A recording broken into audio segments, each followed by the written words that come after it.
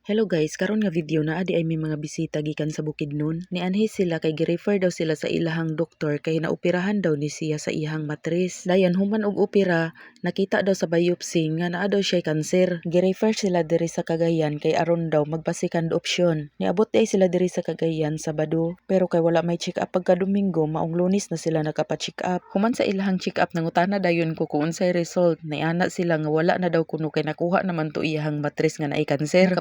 Salamat gyud sila og dako sa Ginoo kay okay na gyud di ay. Ana pa sila bisan pa og nagastuan sila sa ilahang pamasahe pero at least panatag na ang ilahang huna-huna kay wala naman sila huna-hunaon nga problema. So ganina buntag gipukaw ko nila alas 4 kay manguli na daw sila. Mautong nibakod ko kay ako na lang pud silang gihatod didto sa terminal kay aron makasakay sila og taxi. Pag abot namo didto kay wala pa may taxi nga nag-ali, maayo na lang gani kay naiba-ubao nga nilabay ug ako dayong gipara dayon akong gipahatod sila didto sa terminal. Maayo ra pud nga mauto ang ilahang nasakyan kay 30-30 raman ang pangayo sa driver.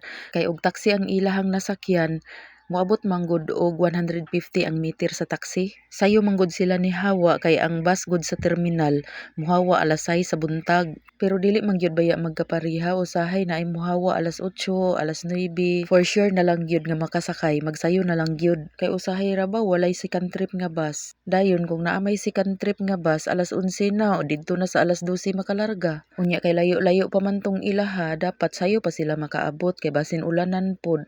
Unya bag-o ra ba na operahan ni iyang asawa, wala na di ko nakakuha og video nila ganina pag uli kay murag naalipungawan ko ba kay gipukaw ko nila unya diretso dayon ko og bakod. Ang akong cellphone nabilin didto sa higdaanan ug mauna lang gyud ni ang ako ang video katong permero pa ni nilang abot. So gabi gisabayan di ay ni sila og kaon sa ilahang pag-umangkon nga ako pong binata diri sa Cagayan. Ug wala lang gihapon ako nakuhaan og video kay nalimot ko haha. Unsa man nga content creator oy, sige magkalimot sa iyahang video. Maayo na lang gani kay nakakuha kog video ani nila katong bag-o pa sila niabot. Gabi ilas nila nga panihapon diri sa amoa. Nagpalit di ay mi og lechon manok kay mao to among gisud-an. Iya hapon tong gitunol sa ako kay ipalit lagi kuno nako og kanang sudan diri namo.